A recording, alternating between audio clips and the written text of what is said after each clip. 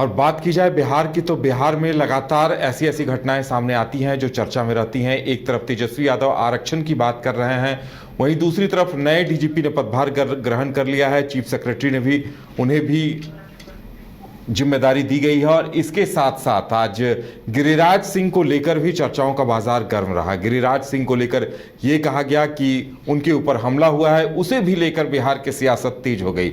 लेकिन वहीं चर्चा इस बात की भी रही कि अशोक चौधरी ने आज जिस तरह से बयान दिया है भूमिहार समाज को लेकर, उसे लेकर भी कई सवाल सामने हैं। और अब जिस तरह से इस पूरे मामले पर सियासत हो रही है, वो अपने आप में हमारे साथ ज्यादा जानकारी के लिए इस वक्त हमारे बिहार संपादक एसके राजू जुड़े हुए हैं। राजू जी, लगातार बिहार में ऐसी घटनाएं सामने आ रही हैं जो चर्चा में बनी रहती हैं। देखिए, आज अशोक चौधरी का बयान भी चर्चा में रहा, वहीं दूसरी तरफ जो नए अधिकारियों को पदभार दिया गया है उस पर भी चर्चाएं होती रही। नहीं, देखिए, अगर आप बिहार के खबरों की बात करेंगे उदी, तो कई खबरें हैं जो बिहार में आज जो है वो सुर्खियां बनी हैं। उसमें सबसे ज़्यादा जिस खबर की चर्चा थी वो अशोक चौधरी जो है जेडीयू के सीनियर लीडर हैं, मंत्री हैं, चर्चा जो है वो बनी रही। लेकिन जो शाम आते आते एक खबर और जो है वो अचानक सुर्खियां बन गई, और वो खबर थी गिरिराज सिंह से जुड़ी हुई। दरअसल में गिरिराज सिंह जो हैं वो केंद्रीय मंत्री हैं, उनका अच्छा पोर्टफोलियो है, कपड़ा विभाग है उनके पास।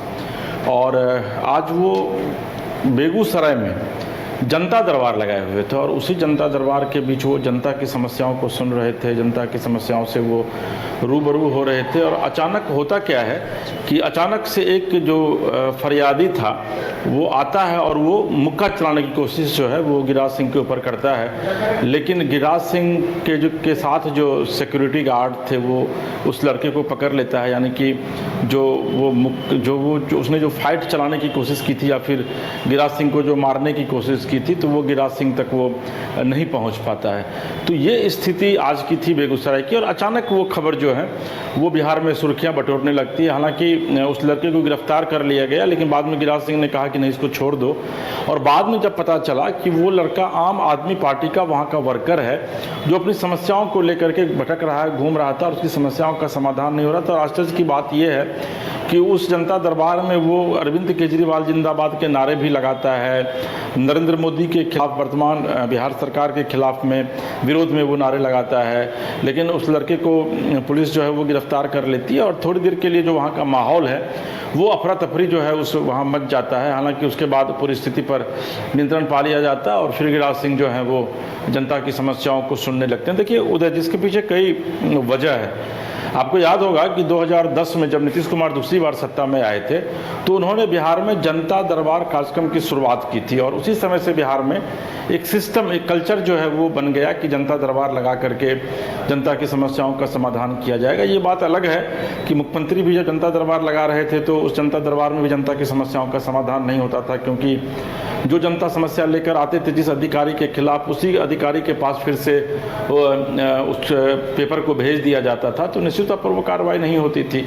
उसी तरीके से आप डिस्ट्रिक्ट में जो है वो जिलाधिकारी, एसपी, आरक्षी अधीक्षक तमाम लोग जनता दरबार लगाने लगे। लेकिन ये जनता दरबार महज एक आयवास है। देखिए, जनता दरबार के माध्यम से अगर समस्याओं का समाधान होने लगता तो अभी आप जो लूप में जो स्क्रीन पर विजुअल चला रहे हैं, ये स्थिति नहीं बनती, इतनी ज़्यादा भीड़ नहीं आती। और यही वजह है कि जहाँ भी जनता सुनती है कि भाई मंत्री जी आए हुए हैं, वो जनता दरबार लगा रहे हैं, और लोगों की अपेक्षाएं मंत्री से बढ़ जाती है। उनको लगता है कि भाई मंत्री हैं तो निश्चित तौर पर उनके पास जब जाएंगे तो समस्याओं का समाधान होगा।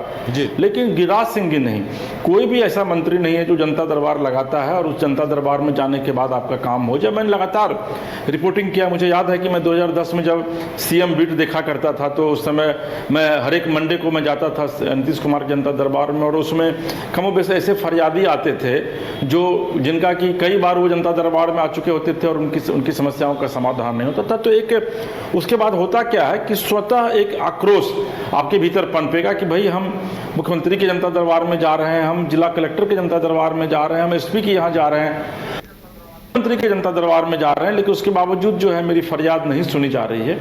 तो उसके बाद अंतर आदमी के भीतर एक आक्रोश जो है वो उभरता है। आप देखे होंगे कि अरविंद केजरीवाल के ऊपर कई बार चप्पल फेंक दिया गया दिल्ली में, कई बार उनको एक बार गाड़ी पर चढ़ करके उन पर हाथ चला दिया गया। नीतीश कुमार पर बिहार में आज से 2 साल पहले नालंदा में जो है वो एक व्यक्ति जाता है और पीछे से एक लप्पर खींच करके मारता है, जबकि हाई टाइट सिक्योरिटी रहती है। तो ये एक आक्रोश है लोगों का, तो उसी आक्रोश का सामना आज गिरिराज सिंह को बेगूसराय में करना पड़ा, उनके अपने ही लोकसभा क्षेत्र में, जहां आज वो जनता की समस्याओं का समाधान कर रहे थे। जी उदय जी। लेकिन राजीव जी, गिरिराज सिंह ने जो बयान दिया, उन्होंने सीधे सीधे निशाना युवक को लेकर, उसके धर्म विशेष को लेकर साधा। और देखिए, गिरिराज सिंह हार्डकोर हिंदुत्व को लेकर भी जाने जाते हैं, तो कहीं ना कहीं गिरिराज सिंह ने जो बयान दिया है उससे इस पे तो और सियासत की गुंजाइश तेज हो गई है कि इस पे और ये मामला भी तूल पकड़ेगा।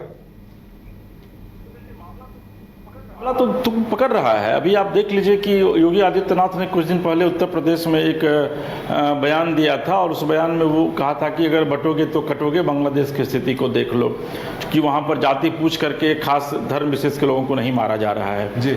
हेमंता बिस्वा शर्मा ने अभी असम में जो है वो सीधे तौर पर जो नमाज अदा करने की जो परंपरा थी विधानसभा के भीतर में, उसको उन्होंने बंद करवा दिया है। गिरिराज सिंह जो है वो कट्टर हिंदू के नेता हैं, फायर ब्रांड लीडर के तौर पर उनकी अपनी एक पहचान जो है वो बीजेपी में है, और वो गाए बगाए इस तरीके का बयान भी देते हैं जिससे कि हिंदू वोट जो है वो उनको मिल सके, और बीजेपी के एक अच्छे चेहरे के तौर पर ये जाने जाते हैं। यही वजह है कि बिहार में जब वो मंत्री थे और उन्होंने नीतीश कुमार के खिलाफ जब बोलना शुरू किया था, तो उसके बाद फिर उनको केंद्र सरकार ने अपने इसी बयान की वजह से केंद्र में बुला लिया, और देखिए कि लगातार वो मंत्री केंद्र सरकार में, और इस बार तो कैबिनेट मंत्री हैं, अच्छा पोर्टफोलियो भी उनको टेक्सटाइल मिनिस्ट्री का मिला है। गिरिराज सिंह को ये चीज पता है कि किस तरीके से जनता को अपनी ओर अट्रैक्ट करना है, और आप देखिए अभी कि वो किस तरीके से महाकाल लगी हुई टोपी पहने हुए, और वो हमेशा टीका किए रहते हैं। तो वो कहते हैं कि भाई मुझे गर्व है इस बात पर कि मैं एक कट्टर हिंदू हूँ, और हिंदुत्व को बढ़ावा देना ये मेरे धर्म में है, मेरे मजहब में है, और इसको मैं किसी भी कीमत पर इसको मैं आगे बढ़ाऊंगा। हिंदुओं पर अत्याचार को मैं बर्दाश्त नहीं करूंगा। और जिस युवक ने इनके ऊपर मुक्का तानने की कोशिश की है वो भी एक धर्म विशेष से बिलोंग करता है, वहां पर वो नारा भी लगाया है। तो इसलिए तौर पर इसको धर्म से जोड़ने की इसलिए और ज्यादा कोशिश की जा रही है, ताकि जनता के बीच जब गिरिराज सिंह जाए तो इसकी एक व्याख्या जो है वो अलग सिरे से कर सके, और यह कहें कि देखिए भाई, हम अगर अपने हिंदुस्तान में हिंदुत्व की बात करते हैं तो यहाँ पर दूसरे धर्म को जो मानने वाले लोग हैं, जिसको हम लोग तथाकथित अल्पसंख्यक कहते हैं, वो मुझ पर अब हमला भी करने लगे हैं। तो ताकि बीजेपी का वोट बैंक जो है, वोट ग्राफ जो है वो आने वाले दिनों में बढ़ सके। और चूंकि आपको पता है कि 2025 में चुनाव भी है यहाँ पर, तो चुनाव के नजरिए से भी इसको आप देख सकते हैं गिरिराज सिंह के इस बयान को। जी उदय जी। चलिए राजीव जी, हमारे साथ जुड़ने के लिए और तमाम जानकारी देने के लिए आपका बहुत बहुत धन्यवाद।